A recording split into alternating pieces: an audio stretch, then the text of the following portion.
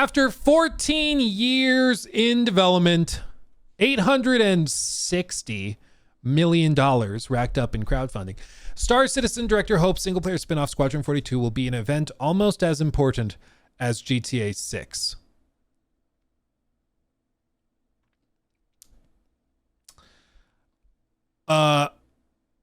Okay. I mean, okay. Like, okay. I understand the desire.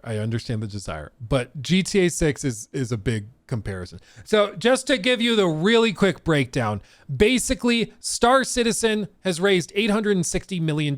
It's been in development since 2012 when it was initially crowdfunded. In that time period, it's been split into two basic projects, okay? One is the persistent universe, which is like the stereotypical thing that people think of when they think of Star Citizen. It is, the massive universe where you seamlessly fly between planets, you have your ships that cost thousands of dollars, and you play with your friends and all of that. That's the persistent universe on one side. The other thing they've been working on is called Squadron 42. And Squadron 42 is supposed to be a sort of massive narrative adventure sci-fi story, and for it they've gotten some insane voice acting talent, like seriously some genuinely world-class talent. They've gotten people like Henry Cavill in it. They've gotten actors and actresses over the last decade or so. I can never remember her name. Like Gary Oldman. They've got freaking Mark Hamill in it. Like, they have some world-class acting talent that has done voice acting and motion capture for it. Most of that motion capture was done, like, no joke, a decade ago, because it's been in the works for so long.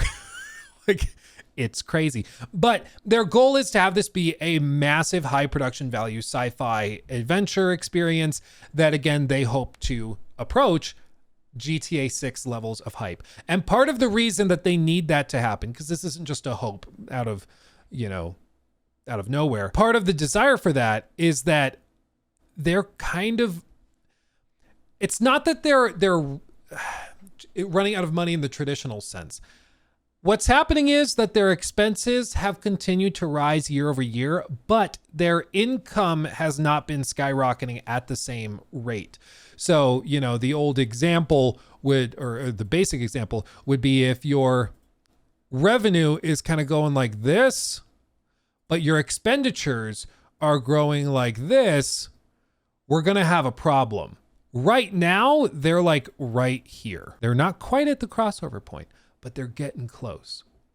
And so even though they've raised $860 million, they're reaching the point where they have all of these dev studios around the world. They have hundreds of employees. They have crazy high expenses. But at some point, the expenses will continue to grow, and they're just going to start losing all of this money, right? So you have to do something. And as of right now, their entire business model has been built around selling these massive, very expensive ships that are thousands of dollars and are extremely expensive. And they're built around orgs. So basically, you go in there, you buy a ship that's maybe $1,000, but it's for you and a team of other players to use. So you all split the cost, and that's kind of how they do it. That's how they've raised $860 million. The problem is, that is starting to slow down a little bit. And it's pretty clear they can't keep up the same level of fundraising. So they're hoping for something else. And that's where Squadron 42 comes in. They're hoping that this blows up and can turn into like $1 billion single player game that can bankroll the entire operation, at least for a while. That's the idea. My point with this, though, and I understand that's the desire. I get it. My point is, for one, Star Citizen, even subtitled Squadron 42, has had a problem in, let's just say, the marketplace of titles, because when people think of Star Citizen, they just think of like scummy monetization and $1,000 ships. Like, nobody thinks of, at least in the casual gaming audience, nobody thinks of what the gameplay actually is. You have to explain that. The immediate impulse is how it's monetized and how like slammy and scummy it can be. Having raised $800 million plus, and they still are doing the excessive monetization. And as a result, I think announcing like a trailer for Squadron 42 at the Game Awards might be received like, oh, that's still a thing. But I think the majority of hardcore gamers will kind of roll their eyes and be like, yeah, we'll see if it ever comes out. And then the more casual gamers are not going to find it that compelling once they start to look under the surface a little bit. And it's been my point that I've brought up in numerous videos discussing Star Citizen over the last few years, which is just simply that the pricing models and everything they're doing for the persistent universe, you can get away with that in the persistent universe because you have a collection of whales who are more tolerant of it and are used to it. If you try to get into the like mainstream gaming community in space, you can't do that anymore. Like you just can't. Can you imagine the meltdown that will happen when you try to do like a trailer at the Game Awards and then you say, and pre-order our deluxe Centurion pack for $850? Like, can you imagine what will happen if they try to do that type of thing? It may be tolerated in the hardcore Star Citizen community. It will not be tolerated in the casual gaming community, in the console gaming community. It's just not going to be tolerated. And in order to get into that like $1 billion range of a single player game, you're talking 20, 30 million units. And in order to sell 20, 30 million units, you have to have mass market appeal. And I think the mass market pretty clearly is intolerant of excessive monetization. I mean, even Microsoft, a $4 trillion company, had to go and backtrack the $80 price point for Outer Worlds 2. They initially announced it at 80 and then they walked it back and said, okay, only 70, because people were just boycotting it basically. And the pre-order numbers, I'm sure, were pretty terrible. Sports games though. Yeah, sports games make a ton of money, largely because those communities are also tolerant and have been conditioned to tolerate excessive monetization. Absolutely. But I think, this is not an NFL game. This is trying to appeal seemingly to like first-person shooter fans. So maybe like the Halo community to a certain extent. You could say the Mass Effect community if you like this kind of gritty sci-fi, that type of thing. You're appealing to communities that are not conditioned to spend extremely massive amounts of money on all this stuff. So I think Star Citizen is in such a fascinating spot because they're on the one hand in this desperate position where they need to find some way of getting more money in, but then they also are in this other weird spot where they can't go with like a more pro-consumer monetization strategy because they need the money they're getting from the whales. So they're caught between a rock and a hard place and they don't really know what to do. So everything is kind of hinging on Squadron 42 becoming a massive event where they can release it and get a huge influx of cash. And that may happen, but it's just a matter of, whether that will or will not happen. Because I think it would have to be like critically acclaimed and break into the mainstream in that way. And it very well may, it may not. We just don't know. Because again, it's been in development for like a decade at this point, over a decade. And as a result, there's some of the stuff where they did the motion capture for a lot of these scenes a decade ago or 7, 8, 9 years ago. And you remember games 7, 8, 9 years ago were graphically impressive, but motion capture standards and fidelity standards have risen significantly. And so if you're going to try to sell this as the next big thing, that raises the standard and the expectations. So they're in a really, really tough spot, frankly, but it's a tough spot that they've made by spending 12 years and still not like really produced a ton. Like, yes, they have a persistent universe that works sometimes, but there's not a whole lot else.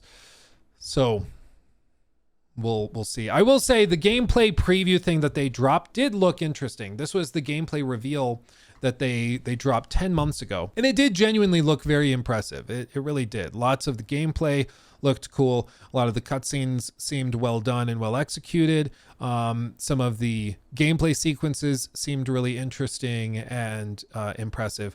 But when you have a reputation as a developer of taking 5 times as long as everybody else to produce something, like there's just going to be a lot of skepticism around it no matter what. And that's where we're at with Star Citizen right now and Squadron 42 in general. Because this looked solid, but they need this level of production quality for like a 30-40 hour campaign, presumably.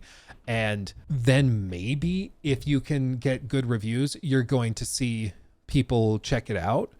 But again, part of the premise of Squadron 42 since the beginning has been that it would act as a funnel for the persistent universe, which is the real moneymaker.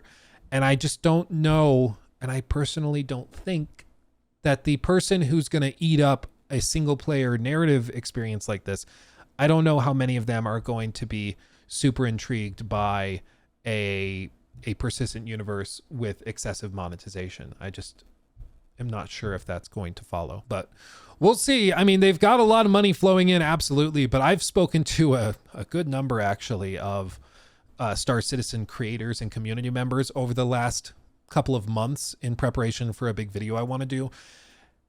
And there's a lot of frustration and outrage, honestly, over how they've been handling things. Because there was a big scandal months ago where they were going to sell what were called blades, and they were basically ship enhancements and augments, and they were going to sell those, which is something they said they would never do. Again, it's just shocking because they walked it back, and now apparently they're starting to sort of inch forward like they're going to possibly do it anyway. And you can do this with a hardcore devoted community that's already thousands of dollars deep in your enterprise. I don't think you can do that with the casual like Mass Effect fan. I just don't think it is. Once the money runs out, they'll start selling pay to win. I mean, it's already pay to excel. I think it's how one of the Star Citizen guys said it. He's like, it's not pay to win, but it's definitely pay to excel. Which, I mean, it kind of sounds like pay to win.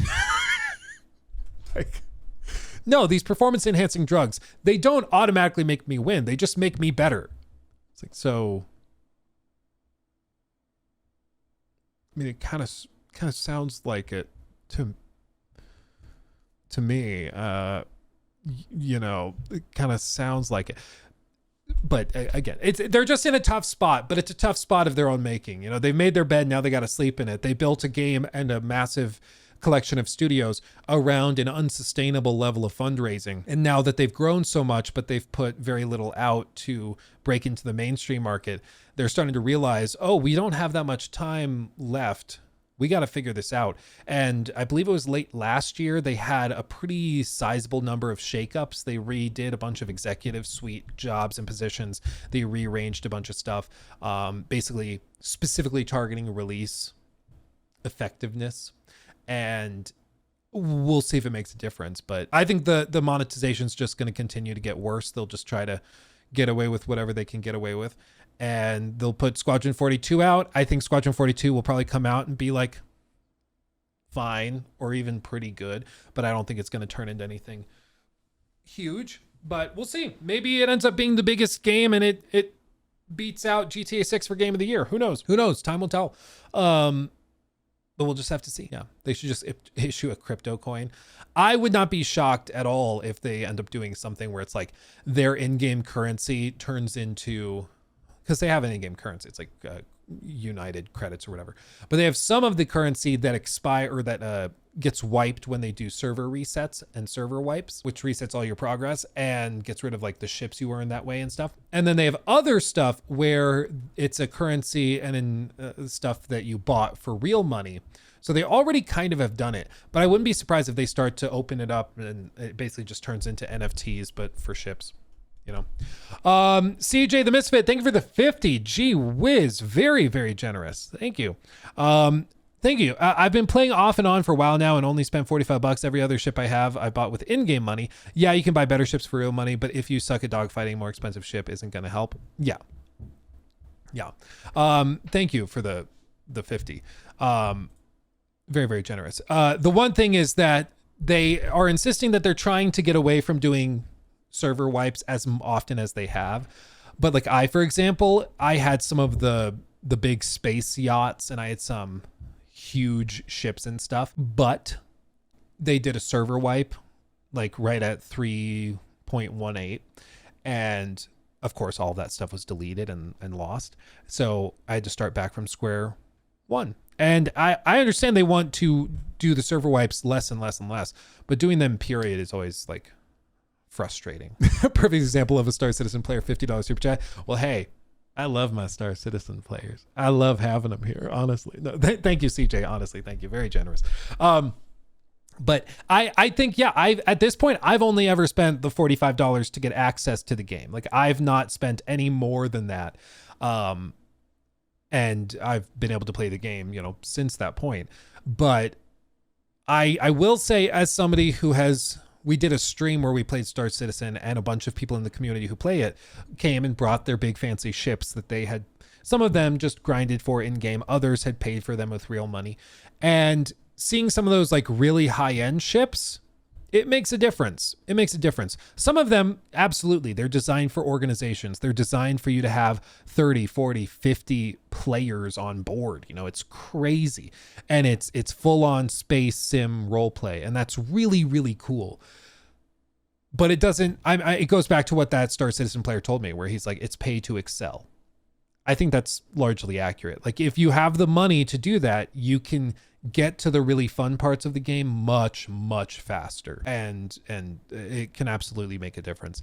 And my only point is, I just think at some point they will have to choose which route they're going and firmly settle in it. Because there's been contradicting messaging from CIG and RSI where they've said, like, we want to avoid and eventually get rid of the expensive ships and stuff. We want to eventually do that and let the universe just kind of exist self-sustaining. I get all that. But then they also continue to just rev up the monetization over and over and over again. And so I think at some point they've got to commit. And it's either going to go more pro-consumer, reasonable pricing. I'm not saying they can't have microtransactions. That's fine. Have microtransactions. But I think if you want to have a fair universe, getting rid of the pay to win or pay to excel elements is going to be crucial. And unfortunately right now it's just, they're not there. They're not there. He took my thing. Red